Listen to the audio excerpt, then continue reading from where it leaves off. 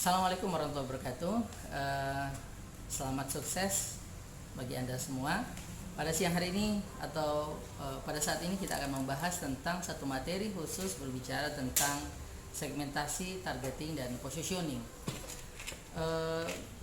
Apa pentingnya bagi kita untuk mempelajari terkait dengan tiga bagian atau tiga poin penting ini, yaitu segmentasi, targeting, dan positioning. Segmentasi itu seyogianya dilakukan atau diawali oleh para produsen agar kemudian barang yang dihasilkan atau produk yang dihasilkan dapat diterima oleh market, diterima oleh pasar. Sehingga apapun yang dihasilkan oleh mereka adalah sesuatu yang kemudian memiliki daya tarik. Misalkan saja Anda akan membuat sepatu, memproduksi sepatu yang kemudian Anda akan peruntukkan mensegmentasi dia untuk produk untuk anak-anak TK misalnya, maka akan ada beragam jenis, beragam bentuk dengan variasi warna yang begitu cantik dan elegan sesuai dengan kesukaan mereka. Mungkin ada warna dengan ada ada bonekanya atau ada gambar-gambar tertentu yang disukai oleh anak-anak. Naik lagi ke level berikutnya ke anak-anak SMP, mungkin berbeda ciri khas dari segmentasinya. Anak-anak SMA ataupun masyarakat umum dengan segmentasi yang unik. Misalnya segmentasi yang kita buat untuk anak-anak kuliahan itu akan berbeda dengan segmentasi yang kita buat atau orientasinya untuk anak-anak TK. Begitu pula dengan kelompok-kelompok tertentu, misalnya kelompok-kelompok hobis, mungkin teman-teman olahragawan, teman-teman yang sebagai atlet itu akan berbeda bentuk atau jenis produk yang kita akan hasilkan. Rekan-rekan sekalian, segmentasi itu pastinya akan kita lakukan dengan melakukan identifikasi pasar lebih awal. Segmentasi pasar adalah bagaimana kita membagi pasar menjadi kelompok-kelompok yang berbeda berdasarkan nilai kebutuhan bersama dan pasar akan memberikan tanggapan terhadap apa yang kita hasilkan. Rekan-rekan sekalian, kalaulah kemudian kita bicara segmentasi, maka akan sangat banyak varian-varian yang kita akan bicarakan dalam bagian ini. Misalnya kita akan mencari kelompok atau konsumen yang memiliki kesamaan kebutuhan. Apakah produk yang kita hasilkan dibutuhkan oleh kelompok-kelompok tertentu? Misalnya seorang olahragawan untuk atletik misalnya, atau dengan olahragawan memanah misalnya, atau petinju misalnya, apakah dia memiliki kebutuhan kesamaan? Itu artinya bahwa kesamaan bisa kita sebutkan bahwa produk yang kita hasilkan untuk masyarakat atlet atau konsumen yang menjadi atlet dan lain sebagainya, sehingga kita memproduksi sepatu yang mungkin bisa akan dipakai berdasarkan segmentasinya tadi. Rekan-rekan sekalian, kita juga akan mencari satu kelompok konsumen yang memiliki respon yang sama terhadap aksi marketing yang kita lakukan dari produk yang kita hasilkan.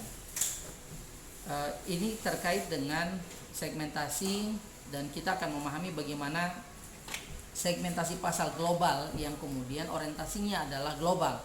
Orientasi global itu bicara secara menyeluruh. Mungkin hari ini kita memproduksi produk yang ada di Indonesia yang kita akan sesuaikan segmentasinya dengan pasaran di ASEAN atau pasaran di wilayah-wilayah di Eropa atau di belahan bumi yang lain, sehingga mereka akan merasakan ada needs, ada kebutuhan yang kemudian dengan produk kita mereka akan butuh, ada kecenderungan mereka untuk membeli sebagai buyers, sebagai pembeli dari produk-produk kita. Sehingga ini pentingnya kita melakukan segmentasi. Sehingga kalau seorang produsen tidak membuat segmentasi tertentu, maka saya yakin barangnya tidak akan diminati oleh konsumen. Rekan-rekan sekalian, banyak sekali produk-produk yang mungkin kita bisa saksikan bersama terkait dengan segmentasi ini. Ada misalnya kita bicara tentang satu produk, anggaplah mobil misalnya. Mobil di zaman dulu hari ini itu tidak dikembangkan. Misalnya itu dikembangkan dengan cara terbatas. Anggaplah saja misalnya ada mobil, ada Ford T atau ada produk Coca-Cola misalnya, itu hanya menawarkan satu produk atau jasa untuk seluruh pasar mereka. Yang mobil kayak Toyota menawarkan produk ya semua kalangan. Apakah dia sebagai pengusaha, boleh saja dia menggunakan produk Toyota, ataukah dia menjadi seorang dosen, ataukah dia menjadi seorang pelajar atau mahasiswa, boleh saja mereka menggunakan produk yang sama, yaitu dengan menggunakan mobil Toyota. Itu artinya bahwa kita bicara tentang segmentasi berdasarkan fungsinya. Kita memanfaatkan atau menghasilkan produk yang kemudian semua kalangan boleh menggunakan. Artinya mereka tidak malu. Kalaulah sepatu misalnya, kita menghasilkan sepatu lalu kemudian dipakai oleh anak SMA, sepatu TK, itu tidak cocok. Ya secara size, ukurannya pun pastilah berbeda. Teman-teman sekalian, terkait dengan ini maka perlu kita memperhatikan sebelum kita memproduksi barang kita. Yang kedua yang perlu saya sampaikan adalah terkait dengan positioning. Ini bagaimana ini produk kita sudah segmented. Nah, positioning itu dimaksudkan agar kemudian produk yang kita hasilkan itu adalah produk yang kemudian melekat di mindset dari customer. Ketika Anda butuh sepatu, anggaplah saja misalnya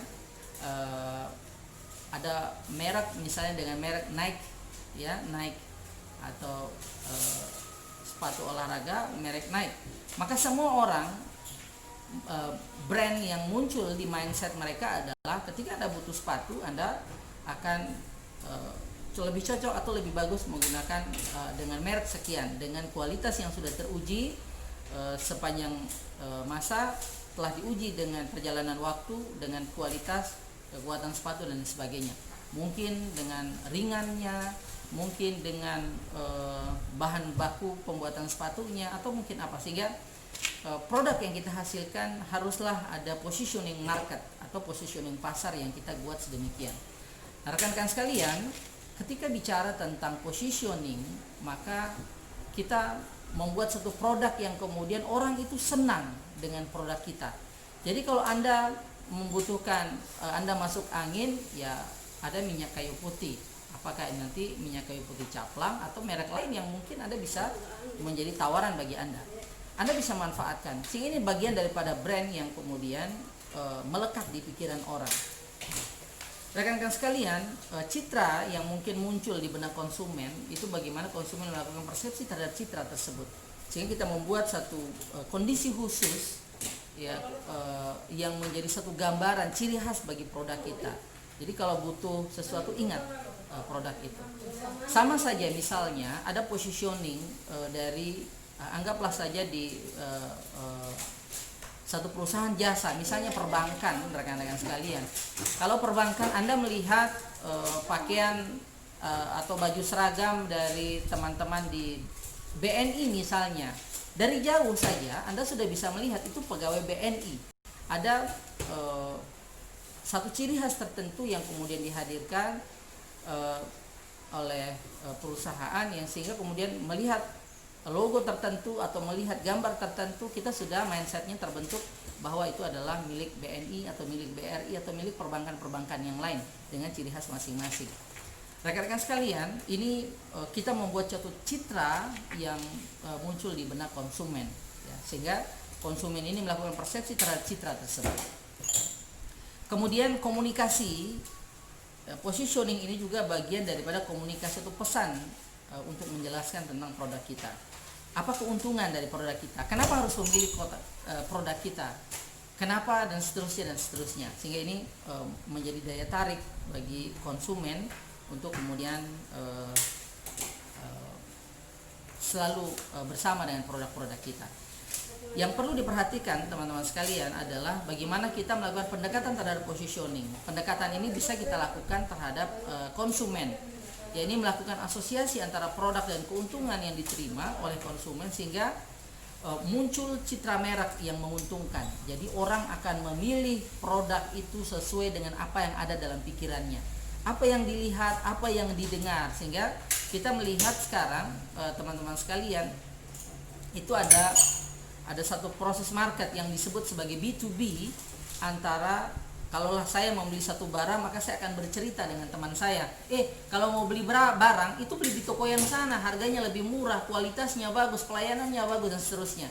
Atau Anda ketika Anda sakit, Anda mau ke dokter, maka pergi ke dokter yang sana ya, itu di sana kualitas pelayanannya bagus, dokternya ramah, ganteng lagi, dan seterusnya. Ini bagian daripada ciri khas yang kemudian menjadi satu pendekatan. Dan ini adalah B2B, itu berarti bahwa secara tidak langsung customer itu akan menjadi penjual atau menjadi promotor bagi barang kita, sehingga barang kita akan diminati oleh orang lain, atau jasa yang kita berikan diminati oleh orang lain. Kemudian yang kedua adalah kompetitor. Dan perlu kita perhatikan bahwa kita selalu menghasilkan produk itu melakukan perbandingan dan keuntungan yang ditawarkan oleh kompetitor. Kalaulah kemudian misalnya hari ini ada department store Matahari kemudian menawarkan produk dengan harga yang lebih murah, kemudian ada department store lain atau perusahaan lain yang kemudian mencoba mengembangkan satu barang yang juga menawarkan harga yang lebih murah dari sistem jual beli secara offline, maka ada perusahaan yang mengembangkan sistem jual beli mereka dengan menggunakan sistem online. Nah, rekan-rekan sekalian, bahwa pendekatan konsumen dan kompetitor ini penting untuk kita perhatikan, bahwa konsumen itu ya, atau buyer situ, pembeli itu hanya mungkin selisih Rp500 atau Rp1.000 itu menjadi daya tarik bagi mereka untuk kemudian kembali kepada produk-produk kita. Ini terkait dengan positioning, rekan-rekan sekalian. Dan berikutnya kita sudah bicara tentang segmentasi, positioning, dan targeting. Targeting itu bicara tentang seberapa besar target kita, mungkin terkait dengan produk yang kita hasilkan, kemudian penjualan yang kita lakukan, dan seterusnya. Ini juga akan menjadi satu daya tarik bagi kita semua, rekan-rekan sekalian.